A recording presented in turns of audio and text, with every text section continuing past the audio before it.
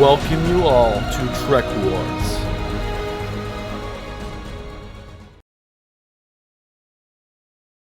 Alright, so today's episode, we're going to be talking about the different nacelles of different Federation starships. Why do they look different? What are their designs? Why were they built? What time period were they built? We're going to talk about all these different things. So, I want to give a special thanks to the creator of this diagram, which is Ivan Ellsworth. So he created this warp nacelle evolution chart, and so I've taken it, and you can see I've added an additional 2 nacelles that are missing from it. And I want to be talking about, we're going to actually focus on the warp nacelles of the 2286, 2293, 2332, 2363s, and then we'll go and we'll end it at the 2372s. All right, and before we continue, I want everyone to be aware that all the warp scaling that we're going to be looking at is based on the TNG scaling. So there's a TOS scaling and there's a TNG scaling. So when you look at these scalings, you can see that warp 1, warp 2, 3, 4, 5, so on, you can see there's significant differences. Especially when you start looking and doing a comparative analysis between, let's say, warp 10, which is actually 7.9. So it's basically warp 8. So the fastest you would see a TOS ship is the below average speed of the new scaling. So with that being said, I want you guys to be aware of that. And remember, all scaling is all based on the second level scaling. Okay, so the first ship is going to be looking at the Miranda class. And we're going to do a comparative analysis because the Miranda class engines are on a lot of different ships. They're on the Constellation. They're on all obviously the different variants of the Miranda. We see them on the Constitution, Constellation, and also the Stargazer. So most Federation starships are using these warp nacelles. So the Lantree has a maximum warp speed of 9.2 for 12 hours and has a cruising speed or standard speed of warp 6. Now, ships of this era, these engines are designed for smaller ships. They are designed to function with ships around 870,000 metric tons, which would be a Constellation class starship. So anything outside of that weight class, these engines will seriously struggle and you'll get a huge performance decrease. So 870 metric tons is the golden standard. They function just as fine on a smaller ship. Obviously, the Miranda is only 650 metric tons, significantly smaller, and it functions just fine. So let's talk about some of these oddball dreadnoughts. So you got 3 engines. Why do you have 3 engines? Well, it's because in order to compensate for the weight, in order to meet those expectations of the certain warp speeds you need to be with the fleet, you had to have an additional engine. So you'll see a lot of dreadnoughts have an additional engine. One of the drawbacks to have an additional engine is that, one, you have to collaborate all 3 together, makes warp field stability harder to maintain. But most importantly, you burn through dilithium faster. So anytime you go outside the 2 warp nacelles, which is the standard, yes, you can move a bigger ship, but the ship is going to eat through its fuel resources very quickly. And there are limitations to this design. When you start putting multiple engines on something really, really big, you do start to slow down. So there does come a limit when your ship is just too big. When you're the size of an Excelsior, you can even throw 4 engines on there and you're still going to be slow. You're not going to meet the speeds that the other ships are because you're just too big and there's too much mass. And it's just too hard for those engines. They're just not designed for large ships like this. Ships of these caliber and these sizes struggled very hard and had very poor warp field bubbles. They were very unstable. Their speeds were slow, and they just went through their fuel resources quickly. But, of course, the Federation and all experimentation doesn't ever accept anything like this. So they decided to build a smaller ship, and they gave it 4 warp nacelles to see how that would go. And you get ships like the Stargazer. Now, the more warp nacelles you have, the more power you can generate to your ship. So think of warp nacelles as almost like power generators. So the more warp nacelles you have, the more power you can generate towards weapons and things of that nature. So ships like the Stargazer class had 4 nacelles, still had this problem of using their fuel resources not very efficiently. But Federation came up with a plan called warp drift. And so basically what they were doing is it's really important to keep all the nacelles calibrated together. And they were experimenting with ships being able to run 2 engines, turn off, run another set of engines, and just keep on going. In theory, it seemed to be a viable idea, but in practice, it didn't work out very well. And there were complications with turning multiple fields off and on.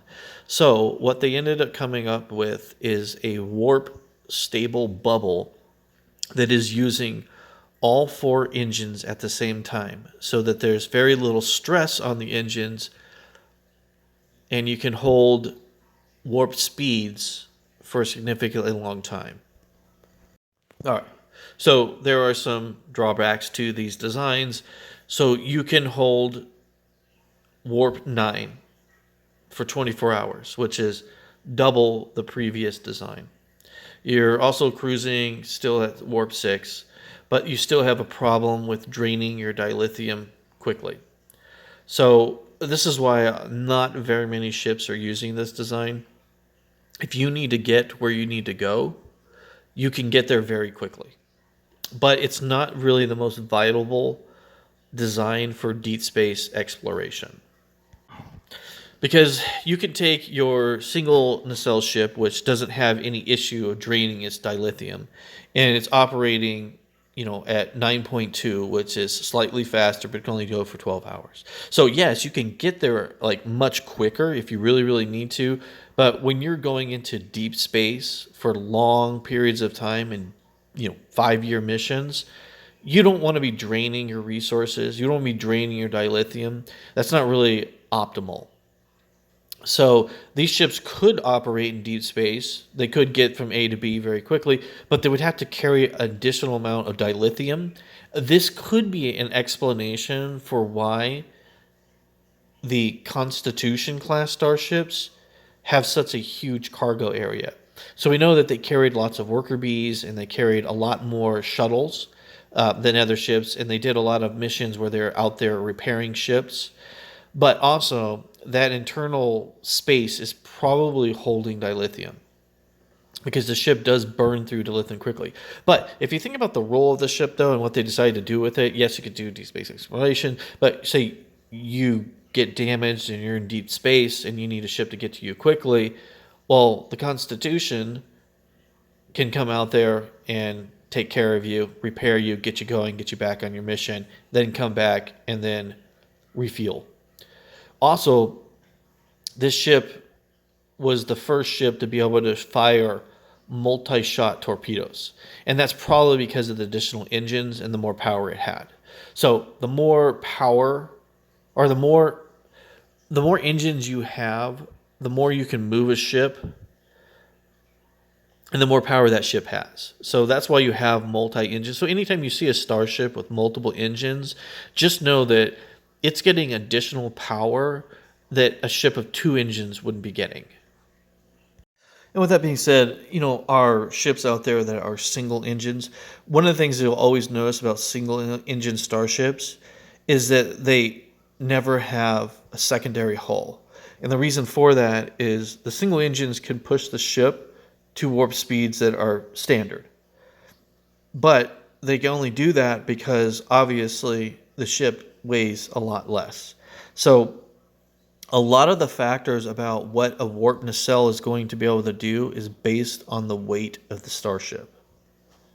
So that leads to the future. The Federation got tired of building Constitution class Constellation ships, and they wanted something big, something fast, and something fuel efficient to go deeper than anything else has ever done.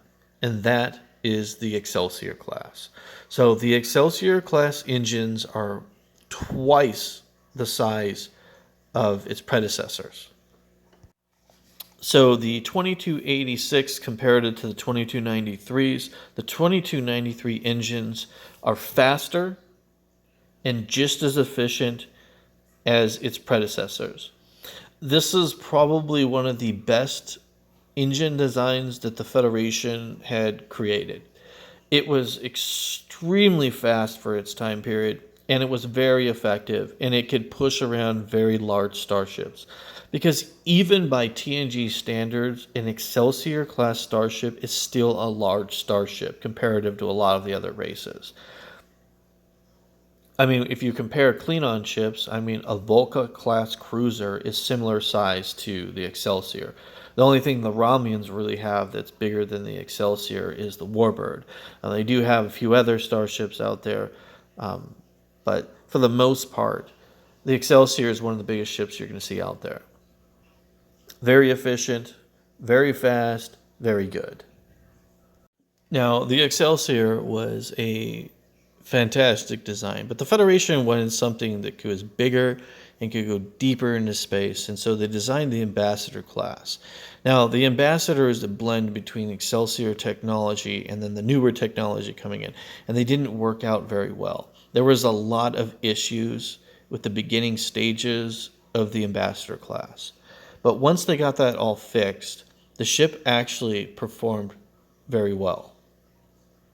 One of the things that's really interesting about the Ambassador class is the Ambassador class is the first Federation starship to really enter the new scale. So you had the old scale, and now this is the first generation to meet the new scaling. So the Ambassador was faster than any Excelsior class starship by a large margin. But why are you building a ship so large? One of the main reasons that the ship is so unbelievably large and why they wanted a ship as large as this is the Federation realized very quickly that the further you go, the more races you meet, the more technology you acquire, and the more advanced Starfleet can become. And the more advanced you are, the more technology you acquire faster than your enemies, well, then your enemies become obsolete. So Federation was in an arms race with gathering new technology. So you want your best minds and your best scientists. But here's the thing. When you have your best scientists and your best minds and they're away from their family for years at a time, 5-year missions, you're going to get less performance. And this is known, and this is something that Starfleet wanted to counter.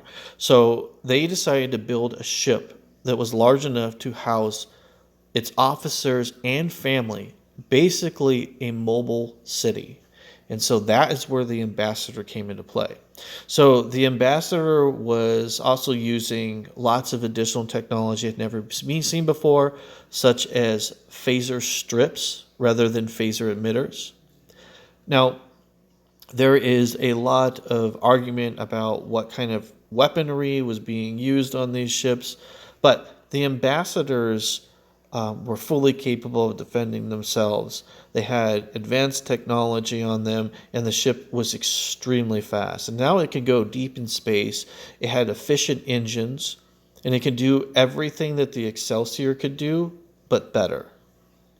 So it's speculated that the ship was using newer photon torpedo technology. We know the ship was the first generation to use phaser arrays rather than phaser emitters. And we know that this was the fastest ship in the fleet at the time period, and it had a sustainable and operational warp field that operated just as good as any 2 Nacelle starship. All right, so unfortunately for the Ambassador, it didn't age super well. So yes, the ship was great for its time period, but as the TNG era came, as the Galaxy Project is on its way, these ships are relegated to just bringing ambassadors and doing diplomatic missions within Federation space because, unfortunately, their warp speed is a maximum of 8.4 for 12 hours and a standard 6 hours standard speed.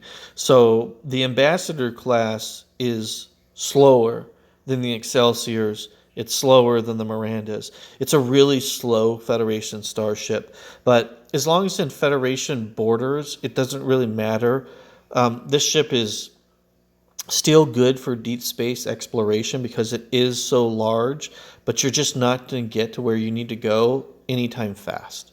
That's one of the disadvantages about this design. You can move a big starship, but it's not moving very quickly.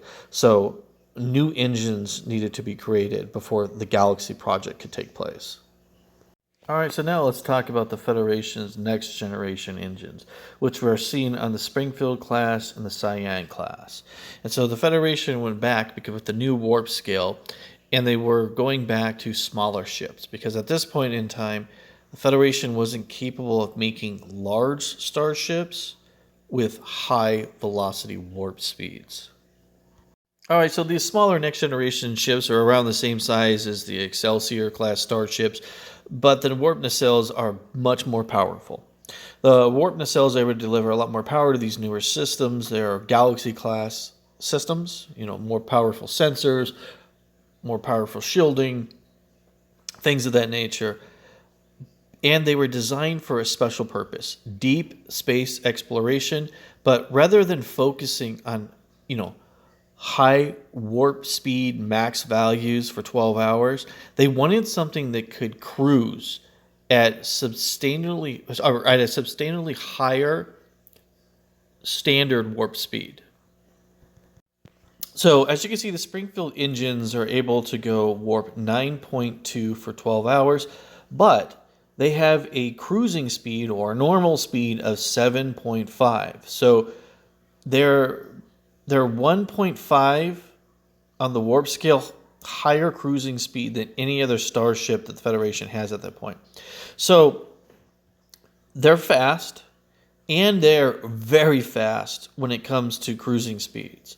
So 7.5 is the fastest cruising speed that we see on any starship during this time period. Now there's an additional ship, which is the Cheyenne class, which has 4 engines.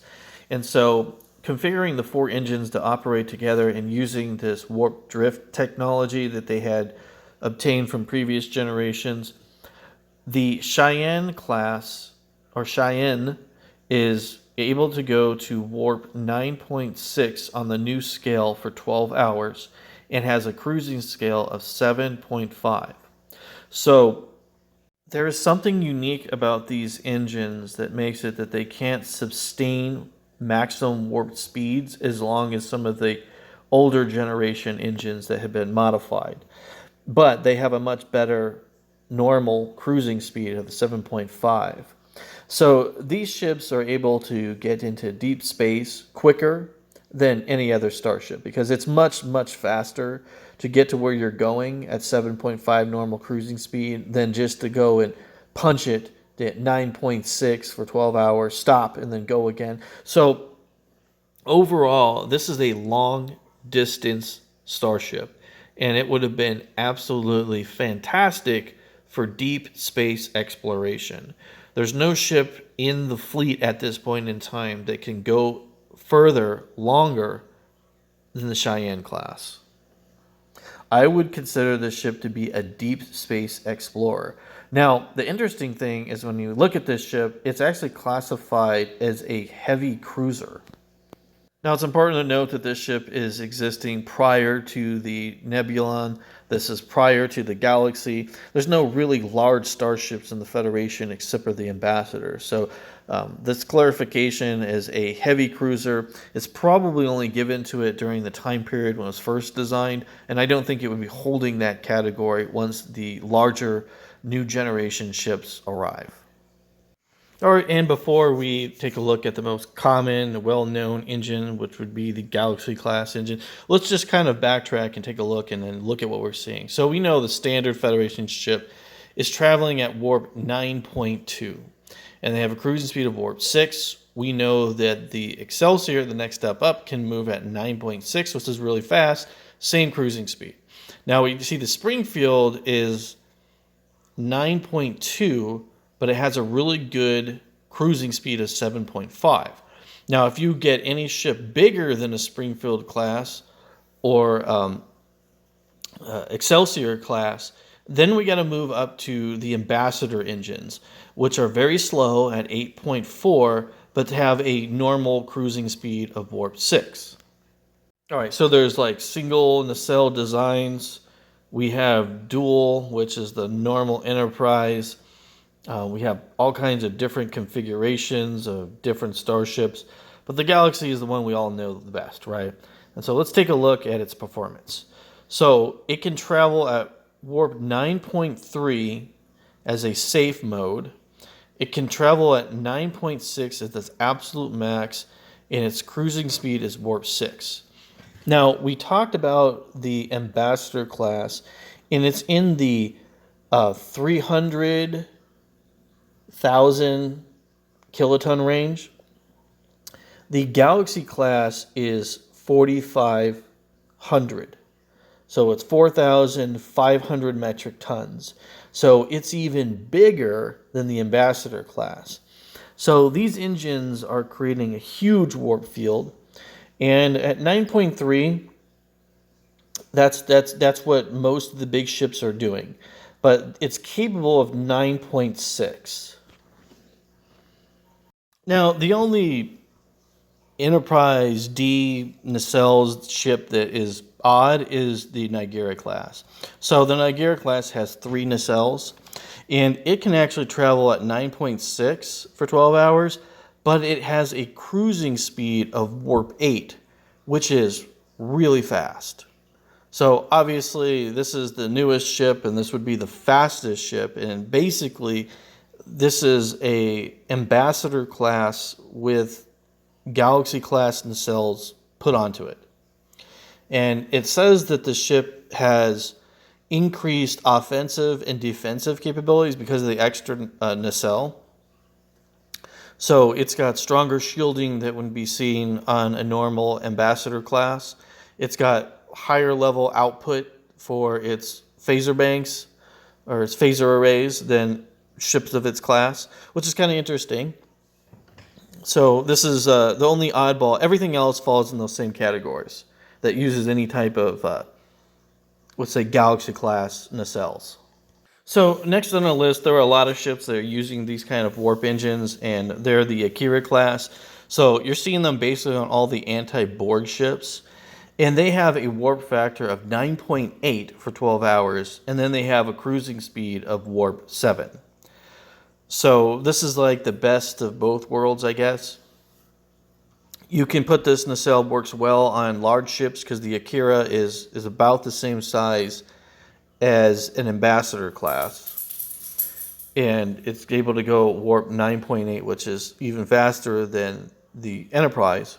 And it's got a superior cruising speed. So it's like a blend of all the different nacelles into one. Now the reason I chose this one over, you're probably wondering, the Voyager, is because the Voyager nacelles are more of an experiment, and there weren't very many ships that used them. That technology led to this nacelle design, which we see on the Saber, we see on the Norway, and obviously the Akira, Steam Runner, and all those ships. All right, so these are the same engines seen on the the Sovereign. These are also seen on the Prometheus. The Prometheus can go 9.9957, which is slightly faster than this ship, but because of the 4 nacelles, they've like mastered that drifting technology, and it actually can cruise at warp 9.957. So the Prometheus is the fastest Federation starship out there, and second place is the Enterprise E, or the Sovereign class. So let's talk about some of the oddballs in here that don't really make sense, like the Equinox is only capable of warp 8 for its max for 12 hours, and then a cruising speed of warp 6. I have no explanation for this at all. It seems really odd that this, I would expect this ship to be able to cruise at like warp 8, and then maybe had a max speed of warp 9 or something, 9.6. Like, I don't understand this at all, but this is one of the oddballs that doesn't really make sense. So the only theory I have is maybe the Equinox was an older variant of those engines, but then I don't explain anything because it's slower than everything on here. Like, it doesn't make any sense at all. Okay, and if you guys are worried about the Curry class, so the Curry class is a blend between the Miranda and the Excelsior. And so its engines look like that on the Miranda, but they're behaving obviously like Excelsior engines. So they probably they're retrofitted, and that's like there's only 2 ships, I think, classes that use these weird oddball engines, and they were made from spare parts from other ships. So they're not really either or, they're a blend of both. So I don't count them as as a category. To be in a category that we're going through, you'd have to have more than one ship using this, and the Curry class variants are the only ones using those. So that's why I didn't add them into this list of Federation starships, because you got to have more than one ship class using those engines for me to think it's valid to talk about. Okay, so now let's kind of look at what we're looking at here. So the Federation fleet, most ships are going warp 9.6 and cruising at warp 6. And then just so you guys know, the Romulans, the Cardassians, the Ferengi, and the Klingons, all their ships say they go warp 9.6 and they cruise at warp 6. Now, I know that the Romulan Warbird was slower than the Enterprise.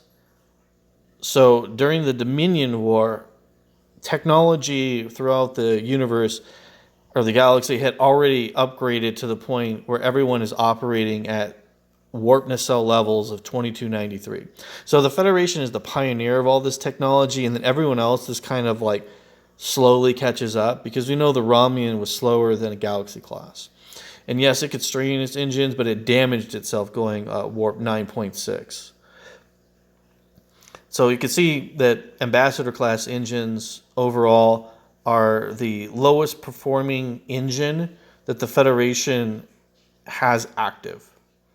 And the most common ship engines being used are the 2286 variants, and then second would be the 2293s, and then we would see the Akira class, because I think that Springfield is kind of like a specialty time period before the Galaxy. I don't think there's only 2 classes that use those engines, and I don't think there are that many of those ships.